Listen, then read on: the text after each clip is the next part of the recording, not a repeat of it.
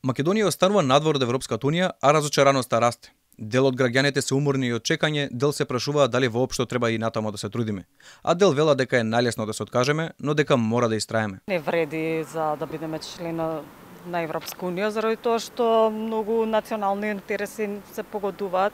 Толку години да чекаш и ништо, а што они поголеми европјани од нас? Јас сум разочаран од увек од Европска унија и секогаш ќе бидам разочаран.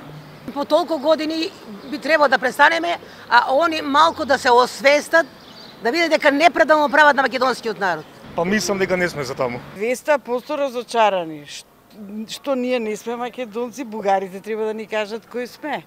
Или тие што подпишаа, срамота. Годините поминати во чекање го подјадоа кредибилитетот на Унијата. Последните истражувања на јавното мислење покажуваат дека довербата во Брисел е падната на само 9%, иако до пред неколку години беше и над 50%. И покрај се, членството во Европската унија останува врвен приоритет за Македонија и за сите релевантни политички партии. Но и кај политичарите се губи оптимизмот. По сите блокади, министерот за надворешни работи порача: има се помалку енергија за наметнатите спорови. Можеби е време да се свртиме кон внатрешните проблеми. Во овие континуирани циклуси на надежи и на фрустрации, сметам дека сме должни да не ги изложиме граѓаните веќе на такви бесконечни фрустрации и разочарувања. Овие пораки доаѓаат откако Македонија направи премногу отстапки и премногу жртви, од кои најголема е промената на уставното име. Владата сега како да крева раце од евроинтеграциите, иако во изминатите 5 години повеќе пати не убедуваше дека веќе сме добиле датум за преговори или барем датум за датум. Скрининг процес почнува на 17 јули овде во Македонија.